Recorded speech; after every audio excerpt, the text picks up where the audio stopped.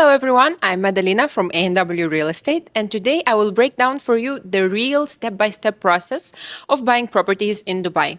I know you probably either talked to a lot of brokers, or you did your own research, or you talked to our best friend ChatGPT, and maybe you are confused about what the actual process of buying a property is.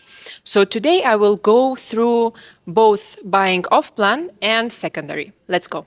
First of all, we have to understand what the difference between an off-plan purchase and the secondary purchase is. So, whenever you are buying off-plan, you are buying a property that doesn't even exist yet.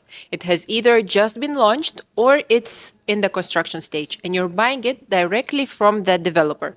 There are no other previous owners involved. There is no actual physical property to view. So this way you are trusting your broker and you're trusting the developer where you are buying the property from. Now, a secondary property is a property as you know it. It's ready, you can go view it. It either has tenants or the property owner is living there, and it's a general ready property that you would buy from an actual owner. It will involve a transfer, it will involve transfer of ownership from another person to you.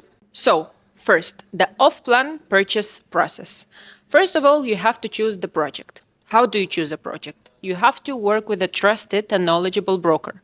Then you will figure out together what your investment strategy is, what is your timeline, what is your entry and exit point, what kind of areas are you looking at, what is your personal preferences, what developer are you choosing, governmental or private. So all of these questions, all of these aspects you have to discuss with your broker. And then after you have maybe been to a couple of developers' offices, you know sort of what you want, you choose a project. After you have chosen a project, now it's time to pick your unit based on the floor and based on the layout that you want. After that, you will pay the down payment. Now, every developer has a different payment plan and system. So sometimes you can pay 10% down payment, other times 20%, but generally in Dubai, it's 20%. Plus the 4% DLD fee. DLD stands for Dubai Land Department, and it basically means that you are paying the government to transfer the ownership in your name. It's like a registration fee. So 24% down payment plus the DLT. After you have paid the down payment, the developer will either send you physically or electronically the SPA, so the sales purchase agreement. This is basically the contract between the developer and you that you are buying unit number X. And after that, your payment plan will start. So you will start paying the installments accordingly to the plan that you have agreed on, either quarterly or every 6 months. And then whenever you want to sell the property, you need to get an NOC, which is a non-objection certificate, and you are good to go. Oh, and another important point to mention, which is basically the most important, after you sign the SPA, either between 1 to 4 months, you will get the ukud, which is the document that states that you own this property, but the ukud is only available for properties that are not ready. Then, after the property is ready, if you are still the owner, you will get the title deed, which is the actual ownership document. So you go from booking form, SPA, ukud, and title deed. Now, what will be the process if you want to buy a ready property? First of all, obviously, you have to find the property, and again, you have to work with an agent here because they will advise you best on the location, which areas perform best for short-term renting, for long-term renting, which buildings you should look at, again, which developers you should consider. So after you have chosen a property, you will put in an offer.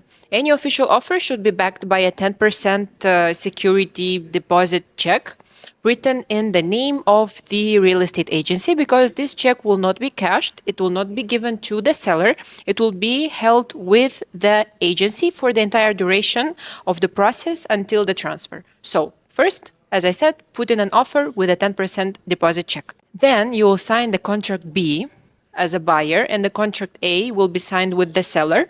And after those two contracts are signed, you will sign the contract F, the final contract, also known as the MOU, which will have all the details of the transaction, all your personal details, the seller's personal details, so it will be sort of like the binding contract.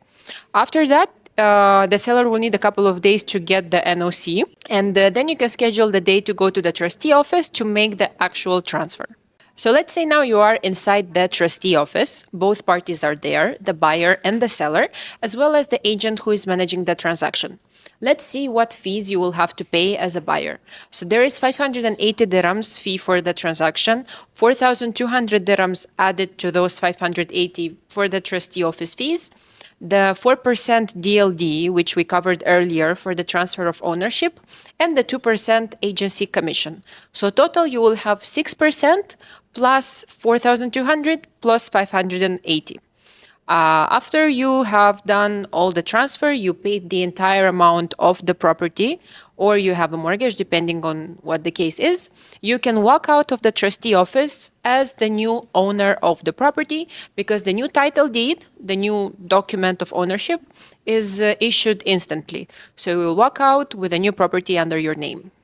So whether you are buying a ready property or an off-plan property, the process in Dubai is really simple and really safe, because every step of the way it is regulated by the government. If you still have questions, or if you're still confused about how it works, I'll be happy to help you. So feel free to drop me a message in the WhatsApp below.